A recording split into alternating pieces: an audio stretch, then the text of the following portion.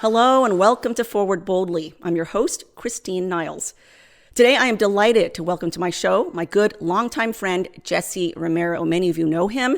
He is a widely known author, speaker, and of course host of the Terry and Jesse Show on Virgin Most Powerful Radio. But long before he did all this, he was a cop in LA, Los Angeles.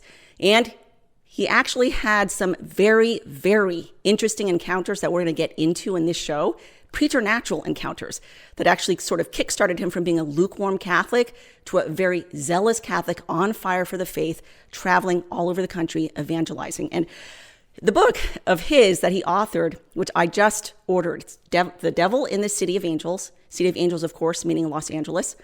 It's a gripping read.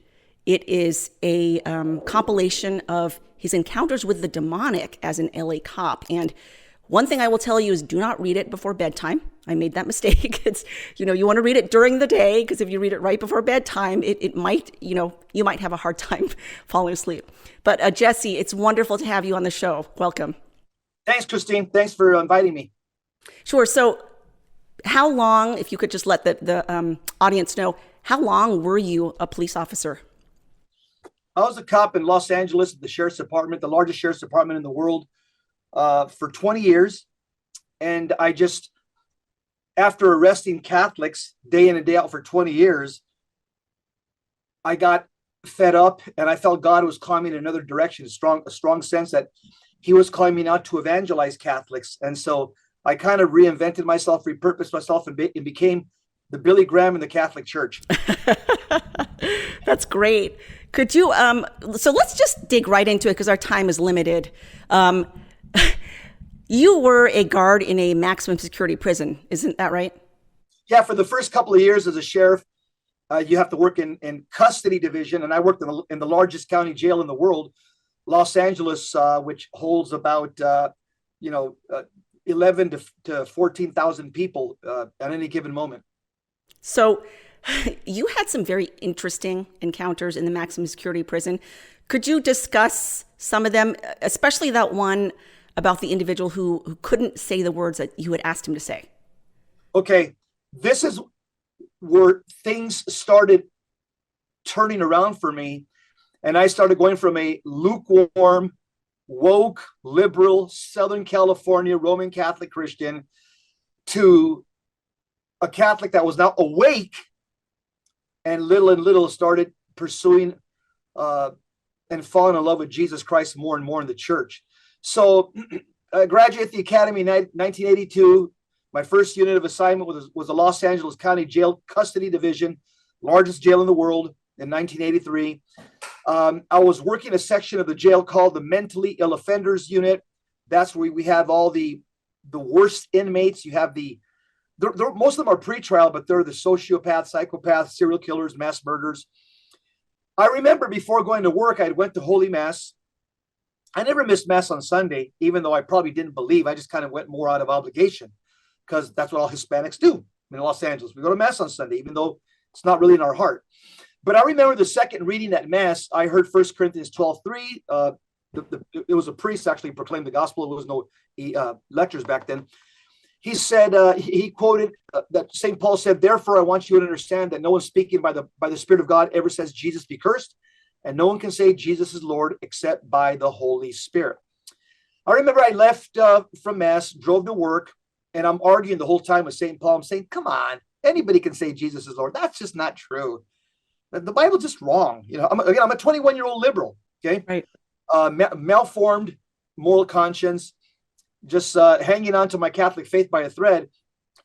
And so when I went to work, I said, okay, well, I'm working in a section of the jail called the Mentally Ill Offenders Unit, where again you have the worst inmates in the Southwest that are most of them were pretrial. They're fighting their cases. A few of them have been convicted, so we're just waiting for the Department of Corrections to come pick them up.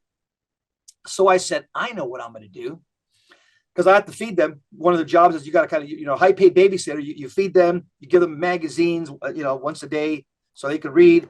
Take them out 30 minutes to the yard so they can do exercise, because they're all in solitary confinement. Because these guys are all, again, they're all dangerous to themselves and to other people. And it's always a 3-officer escort when you open up a cell, and a sergeant as well. So it's very controlled. And so as it's time to feed them, I said in my mind, I'm going to ask some of these, because some of them were satanic serial killers. I remember there's like over 100 killers that we had in single man cells in solitary down a row. And I had read the police reports and the psych eval reports and the probation reports of all the inmates that I was babysitting for 8 hours a day. And I noticed that at least half of them said that they had killed for Satan. So half of them were satanic serial killers, or at least occult serial killers. And so I said, I just came back from mass. I'm going to just, hey, I think the third cell that we went to was a guy named Richard Ramirez. He's called the Night Stalker. He haunted Southern California for a couple of years. He killed 13 women. He did unspeakable things to their body. He killed many more that we couldn't convict him of. So as we walked up to his jail cell, I said, I'm going to ask him. I said, hey, Ramirez. I said, we used to call it chow time. He gets up, walks over to us, and we slide the food underneath the cell. Is about 1.5 inches on the bottom. You slide the food underneath the cell. And I said, hey, Ramirez, I said, if you want to get some good food, if you want me to get you some of the officers' dining food that we eat, hey, just entertain me and just say Jesus is Lord. And I'll go down to the officer's kitchen and I'll bring anything that you order. Just humor me and say Jesus is Lord. He said, really? Is that it? I said, yeah. Well, I just watched him, 2 other officers there, a sergeant. And he wanted to eat a good meal because he knew that we officers, we had our own dining room. They fed us like kings. And as he tried to say Jesus is Lord, because he said, no problem, I'll say it. As Richard Ramirez, the Night Stalker, tried to say Jesus is Lord, he couldn't. Now, he wanted that good meal, but he physically couldn't. It's as if his mouth was shut close with duct tape, or like somebody put cement in his mouth or glue. He was physically trying to speak those sacred words, Jesus is Lord, and all he could do was like grunt and growl. He turned as red as an apple. His face, his countenance became very ugly as he was forcefully trying to say those words because he wanted an officer's meal. And I remember as I looked, I felt all of a sudden a cold chill like an ice cube. It went down my back. The entire temperature of that area of the jail, the temperature dropped like a refrigerator. And we felt the cold breeze coming from the jail cell. It seemed to cover myself, 2 other officers, and a sergeant. I remember I walked away backwards very slowly from the cell of the satanic inmate, Richard Ramirez. And I was pretty startled. I was pretty surprised. And my friends told me, the fellow officer said, Romero, knock that off. That was creepy. Don't do that. And I just said to myself, and under my breath, I said, wow, the Bible's right. I just witnessed a satanic mass murder who was physically unable to say Jesus Christ is Lord. I remember that to me was a telltale sign that God was speaking to me very powerfully. And to me, that was a moment where I received grace. And that's what started the process of conversion in my heart to really discover who Jesus Christ is and accept his lordship and kingship, and also discover the truth of the church that he founded, the One Holy Catholic and Apostolic Church. But yeah, I did that again to about 2 of the 3 inmates. We went down the road. We kept on feeding other inmates. And I was asking the other inmates that were just hitmen, gang members that had just killed for drugs. I would say, hey, can you say Jesus is Lord? The other inmates that were not satanic serial killers could say Jesus is Lord. No problem. 2 other inmates, like Ramirez, that were also satanic serial killers, I asked them, and they can't see each other because it's a one-man cell. There's big, they're separated from each other. They can't talk to each other. They can't see each other. So 2 other satanic serial killers, I did the same thing. Both of them, basically the same manifestation. They couldn't say Jesus Christ is Lord. And again, I had that same icicle going down my spinal cord when I'm saying, wow, what I'm witnessing here is unbelievable. I talked to this Italian mafia hitman, this Mexican mafia hitman, they can say Jesus is Lord. This Hell's Angel hitman and killer, he can say Jesus is Lord. But when I ask the satanic serial killers and mass murderers to say Jesus is Lord, they cannot do so. It's like they're physically prevented from saying that. There's like something comes over them and they can't utter those sacred words that you and I take for granted most of the times. Wow. That's amazing. That's amazing. Another story too that was very powerful from your book is the story about the suicide victim, Andy. Could you also talk about that? That story is unforgettable to me. It's just really, and you read the story, so you know. So my godson Sal, he told me about a friend that needed help. His name was Andy, former athlete in high school. He was a high-level baseball player, had a very promising future. In fact, they were already trying to recruit him for professional teams right out of high school. That's how good he was. He'd been playing travel ball since he was a kid. But Andy had been smoking pot since he was about 10 years old. He hit it pretty well because he's a high-performance athlete. Got kicked out of Catholic school, so he hated the Catholic Church. He was asked to try out for a farm league right out of high school. He went to the tryouts, passed with flying colors. They basically said, you're going to get picked up by a major league team within a year or two. So I remember I knew his parents well, and he was kind of bragging, around the neighborhood. Yeah. By the time I'm 24, 25, I'm going to own the world. I'm going to have all the women I want. I'm going to have all the money I want, big houses. So he's already planning his future. He's already seen all this money he's going to make. Now, again, he was a fallen away Catholic. He was just a typical secular humanist, moral relativist, daily pot smoker. And what ended up happening, he was scouted by a farm team. He passed. He went to the trials, passed with flying colors, and then they came to his house and did a random visit, and they just said, "Hey, before spring training, we want to have a urine analysis. You don't mind?" And he says, "Oh yeah, of course I don't mind." Of course he did mind. He was not only doing drugs, he was doing other drugs. We later found out. So the scouts took a urine sample. They followed him to the bathroom to watch him. They didn't let him go to his bathroom by himself in his house. He urinated in a plastic bottle. It came back dirty. They found coke, meth, and other drugs in his system. They ripped up the contract. They never contacted him again. So he's 19 years old. He's devastated. He goes into a full depression for about the next 2.5 years. He continues using even harder drugs, dope every day. He quit his job at a local supermarket, didn't want to go back to school, had no desire to go to college. He became very angry, very belligerent, filled with a lot of rage and hate. And some low information individual from his neighborhood said, "Hey, there's a lady that can help you change your future." She was a witch, but she just told me, "Oh, she's a healer. She'll pray over you, and she'll change your future, and she'll also cast some spells on those major league managers, and they'll come back and give you the contract.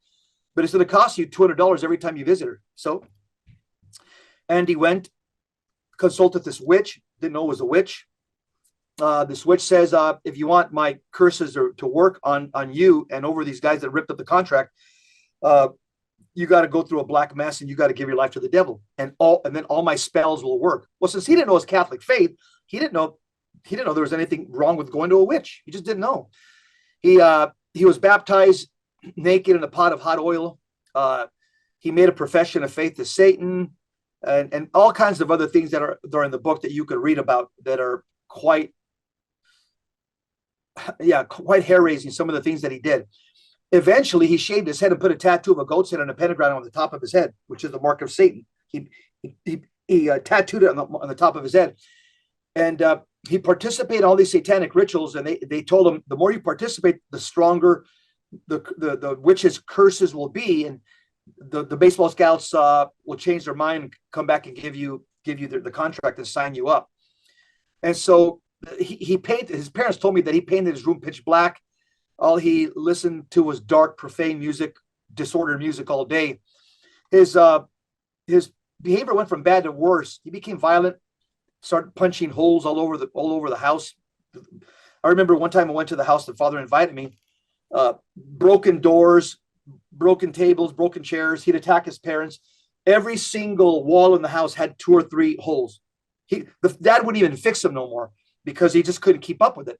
He goes, I'm going to wait till maybe he moves out one day, then I'll fix them. There are holes all over the wall. His parents asked me if I could intervene. And I said, sure, I could try. Let me get a Catholic priest. I said, no, don't get a Catholic priest. He hates priests.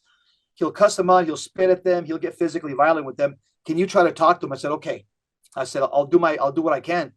But the parents ended up committing him to a psych ward because he was extremely violent and fought with the cops. So I went to go visit Andy at a psych ward. And when I went over there, went to mass in the morning, went to confession. I was all prayed up. And I started talking to Andy, and he told me, I remember I was at the psych ward. He's right across from me. There's other patients there. And he said, I feel like killing you. He goes, but there's something that stops me from attacking you. I don't know what it is. He goes, and his parents actually told me, he goes, Jess, you're the only person that he doesn't attack. He attacks cops, attacks the psychiatrist, attacks the probation office. He attacks everybody, attacks us, the parents. You're the only one that he doesn't attack. And so he told me that very fact. And you could see that he had a second personality because I would be talking to him. Then another voice would come out, disordered ideas, hateful ideas. He'd speak in a different voice. And so I knew that that this guy was seriously diabolically afflicted. I gained his confidence. He started trusting me. He would text me, he'd call me. And I said, we got to get that tattoo out of your head. I said, because that's a complete open door to demons. I said, you've invited them in. So we made an appointment to have the tattoo removed from his head.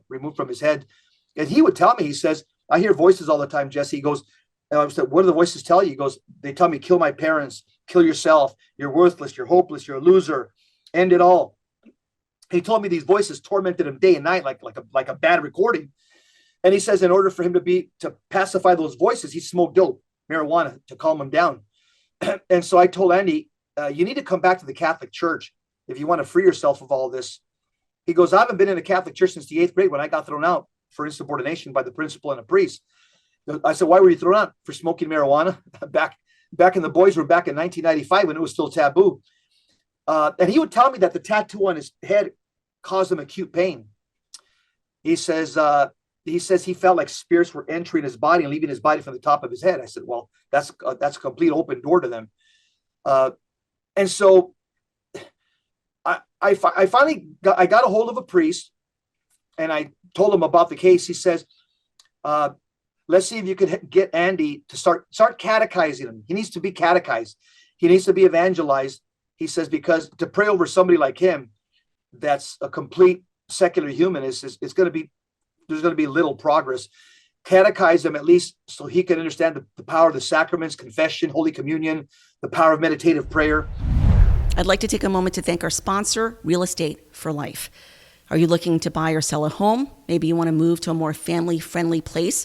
Real Estate for Life can help you with that. I myself have used them twice, once to sell a home, another time to buy a home. In both cases, they paired me with a professional who shared my values, plus he gave a cut of his commission to a pro-life charity of my choice. Real Estate for Life is a multinational company that connects pro-life home seekers with realtors and professionals who share their values. When you buy or sell a home with Real Estate for Life, the agent will give a share of his commission to the charity that you have chosen. So for instance, on a house worth $180,000, approximately $1,000 of that will go to the pro-life charity of your choice. And that's all without costing you a penny. It really is a win-win. So to connect with a pro-life realtor, please go to realestateforlife.org. That's realestateforlife.org. So I'm working with him, and his parents says, you're the only one that he listens to. Everybody else he'll attack. I would always wear my St. Benedict's medal when I talked to him, my miraculous medal, this one that I'm wearing right here. He would stare at it, but he wouldn't attack me. And I would start going through the commandments with him, how to make a confession. He was open to me. He trusted me. I won his confidence. I don't know why, but I did. But he said that he was still mentally and physically tortured every single day as soon as I would leave. He didn't work, stood at home all day. His mom and dad went to work. And he would just, I told him, just go inside the church and just talk to God. Well, the long and the short of it, what ended up happening one day is his parents called up my son, and my son knew him from high school, from an opposing high school, a rival high school, but they knew each other because they're both athletes. And he said, Andy's attacking his parents. Jesse, can you come over to the house? They asked my son they go, we're trying to get a hold of your dad, but we can't get a hold of him. They knew my son's number. And he goes, yeah, sure. He goes, let me go over there. And they go, we're outside the sidewalk. So my son goes over there and he says, yeah, let me go inside. Let me go inside to the house. And they go, don't go in there. Don't, he's going to attack you. He's going to attack you. So he walks in. I hope you're enjoying the show. The rest of the show is behind the paywall, so please go to churchmilitant.com to watch the rest. For those who are not premium subscribers, you can sign up at churchmilitant.com/go premium. See you there.